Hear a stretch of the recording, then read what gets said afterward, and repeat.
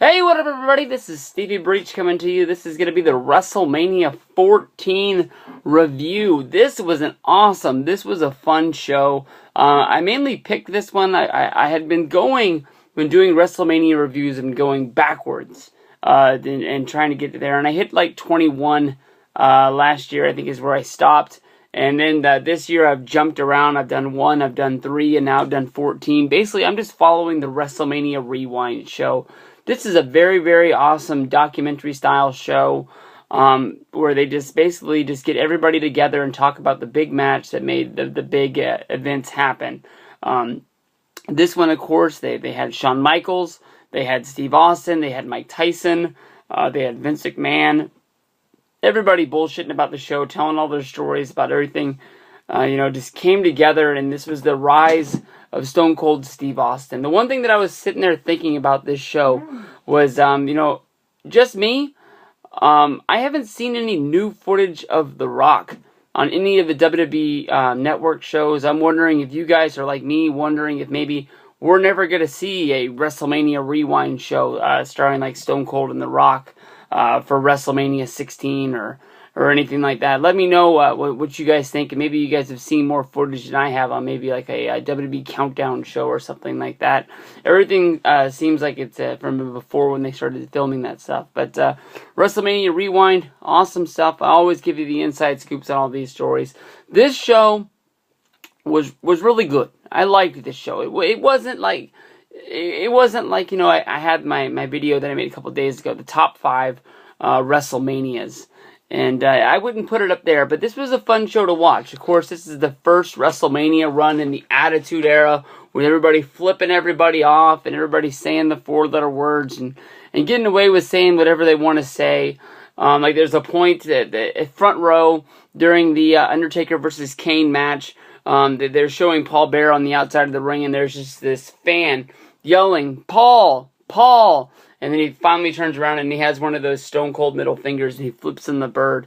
I thought it was pretty funny. I laughed at it. But, you go through the show, nothing on here in the beginning of the show is really going to be that spectacular. LOD 2000 comes out. Of course, they hadn't wrestled on WWE TV in a few months. I think since their feud with New Age Outlaws, and this was them coming back, sort of getting repackaged to fit along with everything back then during the 2K thing. Everything had to have 2000 on it or anything like that to make it seem like it was up to date. LOD was a team that had been teaming since the 80s, so they got some new tights. They came down to the ring wearing hockey masks. They had Sonny with them. They were just trying to look new. They were trying to look hot, and they were trying to look fresh. Of course, everybody knows Sonny didn't last that long with them. To me, honestly, LOD walking down with the football, or not the football helmets, but the hockey helmets, to me, they just looked like goofs.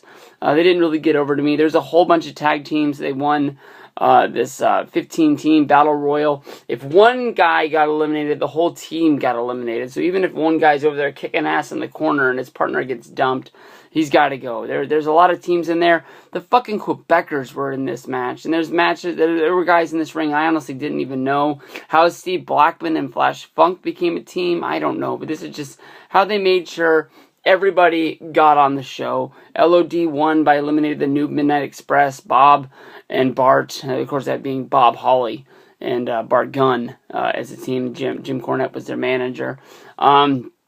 They showed a whole lot of the around the event sort of things that had been planning on that week. They had a main event dinner, almost like a banquet hall sort of setting where you ate dinner, almost like what they do for the TNA Hall of Fame. Access is nothing like what Access was today, and just a whole lot of going out and meeting the community things. It's just crazy to see how much WrestleMania has grown in the last 15 years from what it was to than it is now. The way they shot this show, the colors are a whole lot more pretty. The arena, that they shoot it away where it looks bigger. This of course was held in Boston. I can't remember where WrestleMania 13 was, but there's a huge, big improvement from the past to now. The Light Heavyweight Championship was on the title in the next match. Of course, Taka Michinoku won. The next match was Triple H going up against Owen Hart. This was for the European title. The whole deal was China was outside of the ring, and she had to be handcuffed to Sergeant Slaughter, and basically, she beat the shit out of Slaughter. Triple H got the win, and Owen had to go to the back with his head between his legs. Then we had, this is the rebirth of Sable. Sable was becoming huge at this time. She hadn't broke off from Mark Merrow, but it was getting close to that point. Mark Merrow and Sable were in a tag team, and basically Luna and Goldust had made it her break out of her shell, and now she was like an ass kicker instead of just being the pretty face that was in Mark Merrow's corner. You can really tell that Mark Merrow was fading to the background of this team.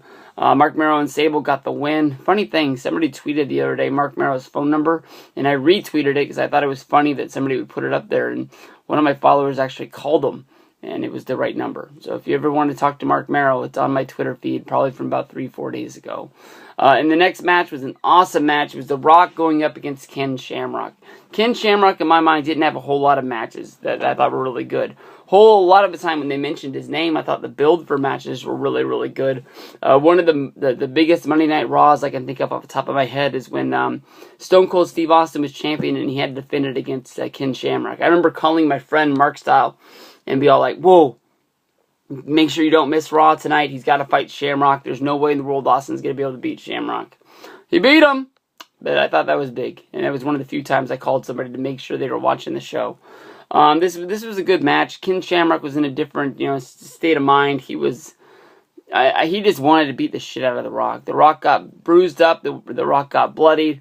There was a whole deal with the Nation coming down, and basically Shamrock got the win. He won the Intercontinental title, but then after the match, just Shamrock went shit styles and just beat the crap out of The Rock even more, to the point where they had to reverse the decision. They disqualified Ken Shamrock, and as The Rock was getting wheeled to the back on a gurney, they named it. He was still the Intercontinental Champion, and The Rock sort of just like puts his arm up in the air, just like, oh man. It was like at this show, WrestleMania 14, that I knew The Rock had something. The people were just along with him. They were doing these stupid things with some lady from Arkansas that was involved in some scandal with Bill Clinton. She came out to announce the people down to the ring for this match. Jeff Jarrett came out with her for some reason. He wasn't on the show. He was probably, at this point, bouncing back and forth.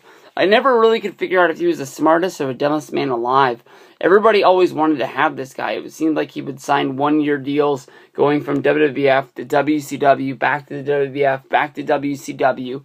It was almost the point of like, why doesn't anybody want to re-sign him? It was just, the guy was an awesome in-ring worker. Just nobody really could get behind that country music gimmick.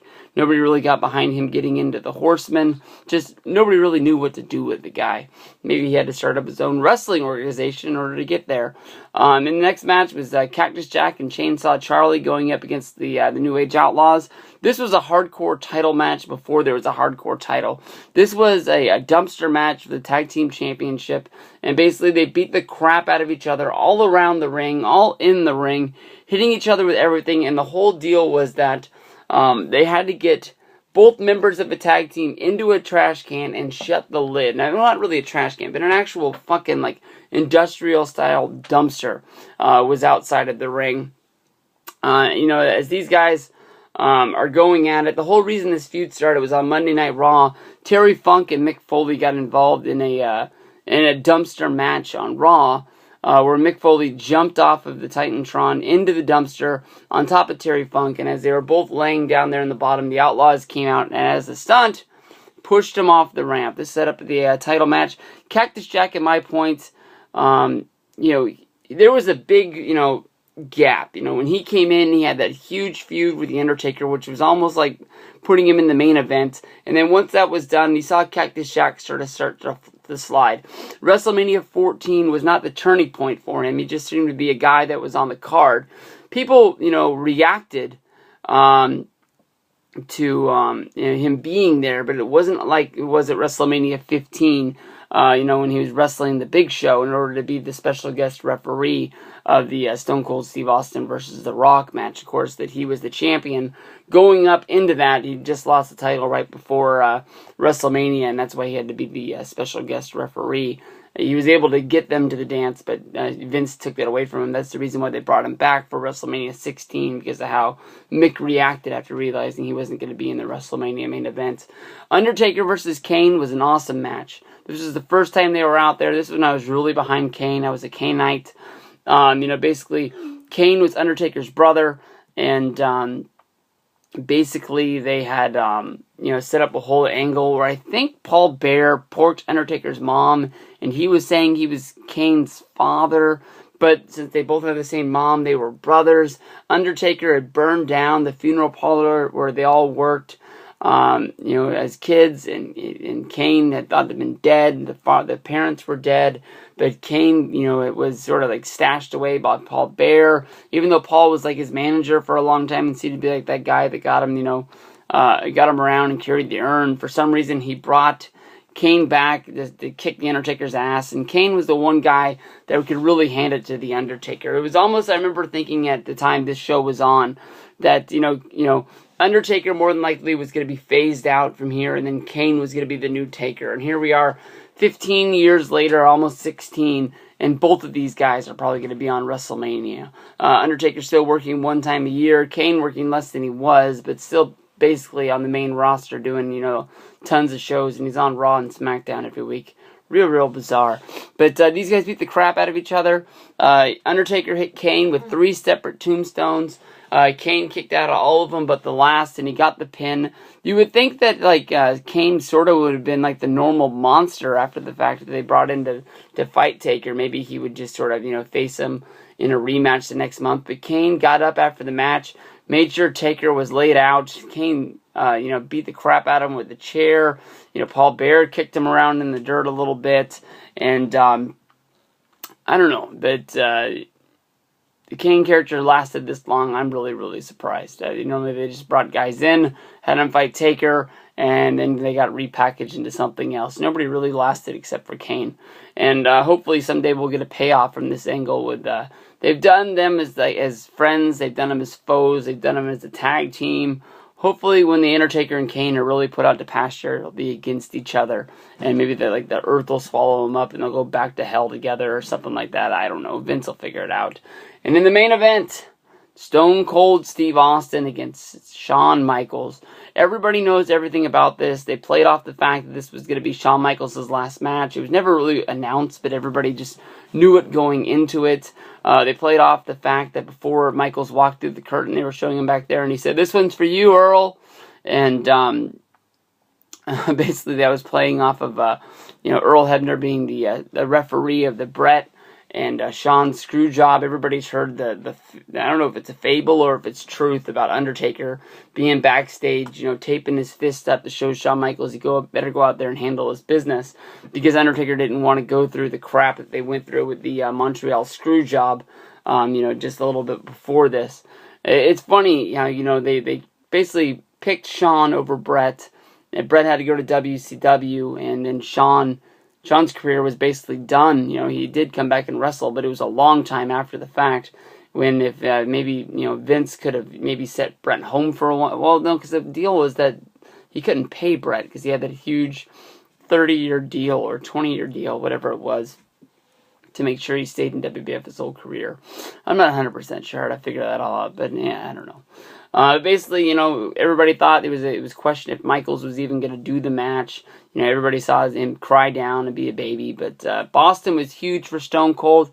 The pop when he comes out is just huge. I wish they wouldn't have showed him walk to the ring, almost like they do for Goldberg back in the day. Showing him walk out of his dressing room and all that crap. Just have the glass shatter, boom. But Mike Tyson was out there as a special guest referee. Everybody knows about him being on the side of DX. But when it came down to it at the end, Tyson knocks out Michaels after the match during the time when Tyson is celebrating with Austin. Down goes Michaels! Down goes Michaels from Jim Ross. This was an awesome one. I mean, this was really good. I remember ordering this as a kid. And having a ton of fun watching this on pay-per-view. One of the few ones that I watched the right way. But make sure you go to the WB Network. It's right on your fingertips. Check this out. Honestly, today, this is one of the manias that started building Mania to the point it is today. Each one from here on out grew a little bit more, 14, 15, 16, and just trickles down to where we are today. So for now, DX, suck it. Austin, middle finger. Peace out.